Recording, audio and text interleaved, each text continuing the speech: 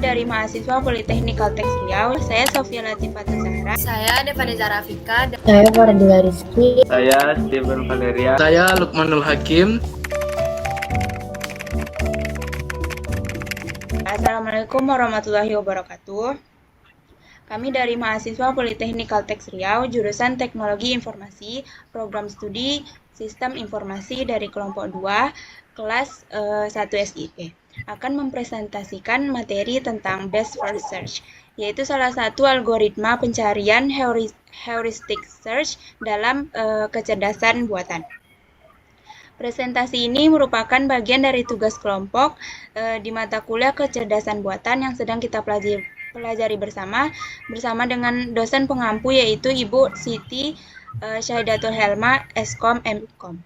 Sebelumnya izinkan kami memperkenalkan diri terlebih dahulu. Saya Sofia Latifah Zahra dengan NIM 2457301130. Selanjutnya Saya Devaniza Rafika dengan NIM 2457301030. Saya Fardila Rizky dengan NIM 2457301055. Saya Steven Valerian dengan NIM 2457301135. Saya Lukmanul Hakim 2457301075. Baiklah. Sebelum itu, saya akan menjelaskan agenda atau topik yang akan dibahas pada penjelasan kali ini, yaitu tentang heuristic search. Pembagiannya yang pertama itu best first search. Di sini kami akan menjelaskan mengenai penjelasan teorinya, langkah-langkah kerja, kelebihan dan kekurangan, studi kasus atau contoh soal, serta kesimpulan. Baiklah, tanpa berlama-lama, presentasi akan dibuka oleh Devani yang akan menjelaskan teori algoritma best first search. Kepada Devani, dipersilakan. Baik, di sini saya akan menjelaskan tentang teori algoritma best first search, di mana terdapat penghantarnya yaitu heuristic search. Heuristic search itu lebih efektif dari blind search karena dia menggunakan pengetahuan yang lebih spesifik di luar definisi awal. Fungsi heuristik adalah aturan-aturan yang digunakan untuk mendapatkan solusi yang diinginkan. Terus pencarian terbimbing heuristic search itu terbagi menjadi dua, yaitu yang pertama ada best first search atau BFS algorithm greedy BFS A-star. Yang kedua yaitu ada hill climbing atau HC algorithm simple HC steepest ascent HC. Best first search merupakan salah satu algoritma pencarian terbimbing atau heuristic search yang berusaha mencari solusi terbaik berdasarkan ukuran fungsi tertentu. Ukuran fungsinya yaitu disimbolkan dengan Fn sama dengan Hn. Hn merupakan fungsi heuristik estimasi biaya dari node saat ini ke tujuan. Misalnya yaitu jarak. Selanjutnya itu ada istilah umum dari best FS. Yang pertama adalah open list, di mana daftar node yang akan dievaluasi atau dikunjungi. Yang kedua yaitu ada closed list, daftar node yang sudah dikunjungi dan tidak akan dicek ulang. Yang ketiga yaitu ada node, titik atau simpul dalam graf atau peta pencarian. Yang keempat ada expand, yaitu mengevaluasi node dan menambahkan evaluasi tetangga atau anak node. Yang kelima yaitu ada HN, yaitu estimasi jarak atau biaya dari titik saat ini ke tujuan. Yang keenam itu ada FN, total estimasi biaya dari awal ke tujuan melalui node tersebut. Dan yang terakhir yaitu ada goal node atau tujuan akhir pencarian. Baik, selanjutnya materi langkah-langkah yang akan dijelaskan oleh Farah. Kepada Farah, dipersilakan. Baik, selanjutnya Farah akan menjelaskan tentang langkah-langkah kerja algoritma. Yang pertama, dimulai dari node atau start node, di mana ini memasukkan node awal ke dalam open list atau daftar node yang akan kita. Yang kedua, cek apakah open list kosong. Jika kosong, berarti tidak ada solusi, maka algoritma berhenti. Yang ketiga, Pilih node terbaik dari open list. Pilih node dengan nilai HN paling kecil, artinya paling dekat ke tujuan menurut estimasi. Yang keempat, apakah node tersebut adalah tujuan? Jika iya, maka selesai dan jalur ditemukan. Jika tidak, lanjut ke langkah berikutnya, yaitu ekspansi node atau cari tetangga atau simpul anak. Tambahkan semua tetangga node ke dalam open list jika belum pernah dikunjungi. Yang keenam, ada urutkan open list berdasarkan HN, yaitu node dengan HN terkecil akan dievaluasi terlebih dahulu. Yang terakhir, ulangi dari langkah kedua. Proses diulang sampai node tujuan ditemukan atau open list kosong. Baik, saya akan menjelaskan kelebihan dan kekurangannya. Kelebihan adalah yang pertama adalah efisiensi. Best First Search dapat sangat efisien karena menggunakan heuristik untuk memandu pencarian menuju node yang paling menjanjikan, sehingga mengurangi ruang pencarian. Yang kedua adalah fleksibilitas. Algoritma dapat disesuaikan dengan memilih fungsi heuristik yang berbeda, sehingga cocok untuk berbagai jenis masalah. Yang ketiga, menemukan solusi optimal. Best First Search dapat membantu menemukan solusi optimal untuk masalah yang melibatkan jarak seperti menentukan rute terpendek. Yang keempat, penggunaan dalam sistem informasi geografi. Algoritma ini dapat digunakan dalam sistem informasi geografi untuk membantu pengambilan keputusan terkait rute dan jalur. Yang kedua adalah kekurangan. Yang pertama, yaitu ketergantungan pada heuristik. Efisiensi Best First Search sangat bergantung pada akurasi fungsi heuristik yang digunakan. Jika heuristik tidak akurat, algoritma dapat mengeksplorasi node yang tidak relevan dan menjadi kurang efisien. Yang kedua, tidak selalu menemukan jalur terpendek. Greedy Best First Search yang merupakan varian dari Best First Search mungkin tidak selalu menemukan jalur terpendek jika hanya berfokus pada jalur yang paling dekat dengan tujuan. Yang terakhir, pencarian yang tidak lengkap. Jika heuristik tidak akurat, BFS ini mungkin tidak dapat menemukan solusi yang mungkin ada atau bahkan tidak mungkin menemukan solusi sama sekali. Jika solusi ada, selanjutnya akan dilanjutkan oleh Sophie tentang studi kasus Best First Search. Baiklah, saya akan menjelaskan mengenai studi kasus Best First Search. Di sini sudah terlihat contoh soal dengan star atau akar yaitu titik A dan akan goalnya itu titik atau titik tujuannya itu yaitu di titik Z. Langsung saja ke langkah pertama, di mana dari titik A dia memiliki simpul atau dua anak yaitu A ke B dan A ke C. Nilai dari A ke B itu bernilai 4, sedangkan A ke C itu bernilai 5. Berdasarkan prinsip dari Best First Search ini, yaitu memilih node yang terbaik, yaitu artinya memilih node yang terkecil, berarti kita memilih A ke B yang bernilai 4. Artinya A ke B ini akan kita buka jalurnya, dan untuk A ke C yang bernilai 5 itu akan masuk ke closed list. Selanjutnya, pada tahap kedua, AC tadi untuk sementara kita close dulu. Nah, akan kita lanjutkan perjalanan atau jalur dari A ke B tadi. Ternyata dari B yang memiliki anak atau simpul lagi ke D yang bernilai 3. Di sini kita bandingkan lagi dengan jalur A ke C tadi.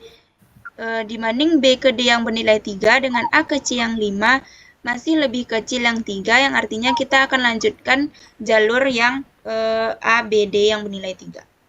Selanjutnya, dari titik D, itu memiliki anak atau simpul lagi ke E yang bernilai 4.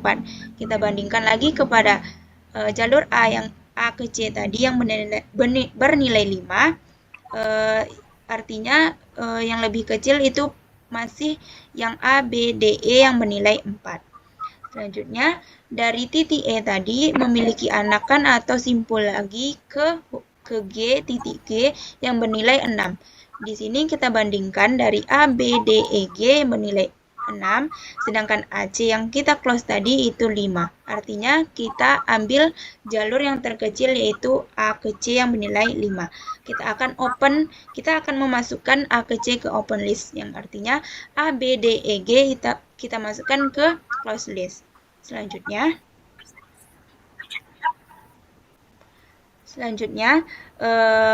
diingatkan kembali yang A, B, D, E, G itu untuk sementara kita close dulu, berarti yang A ke C akan kita open.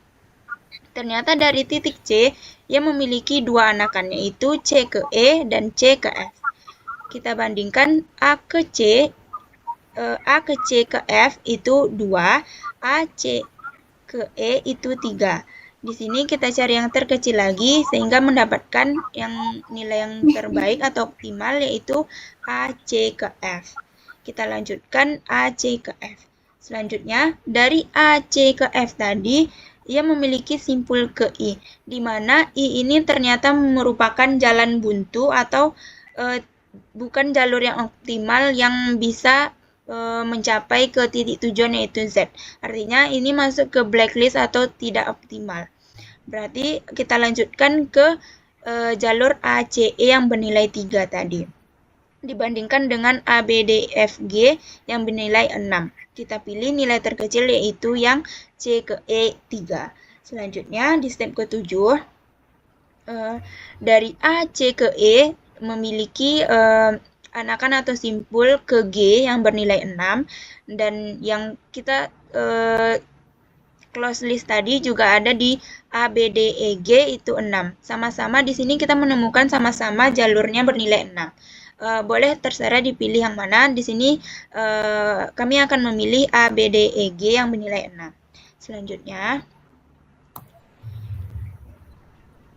Selanjutnya dari titik G tadi, ia memiliki 4 anakan, yaitu ke F, ke H, ke Z, dan ke J. Yang pertama ke J, itu dia memiliki nilai 4, G ke Z itu 7. Di sini kita beri bintang karena dia sudah mencapai titik tujuan yaitu Z. Untuk sementara kita hold atau kita tahan dulu karena kita akan men-tracking jalur-jalur yang lain. Selanjutnya itu ada G ke H bernilai 2, dan untuk G ke F itu karena F akan memiliki jalur ke I yang dimana I itu jalan buntu, jadi tidak kita teruskan. Selanjutnya di step ke-9, dari jalur yang kita pilih tadi yaitu yang terkecil G ke H, dia memiliki jalur atau anakan ke Z. Z yaitu bernilai 6. Di sini kita beri bintang karena dia sudah mencapai Z. Berarti sudah ada 2 yang mencapai titik tujuan. Selanjutnya itu ada G ke J bernilai 4. Di sini yang paling kecil atau yang belum mencapai titik tujuan itu yang G ke J. Maka di sini yang akan kita tracking selanjutnya yaitu G ke J. Untuk step selanjutnya yaitu dari G ke J tadi, ia memiliki simpul atau anakan ke K, di mana K merupakan jalan buntu yang artinya akan kita blacklist dan tidak masuk ke dalam titik tujuan yang akhirnya nanti di Z.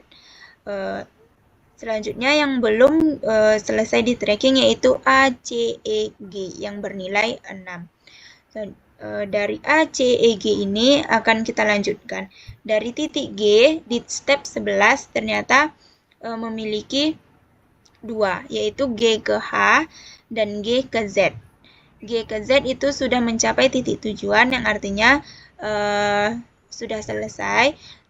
Tinggal itu G ke H, yaitu bernilai 2. Akan kita lanjutkan jalur G ke H. Selanjutnya,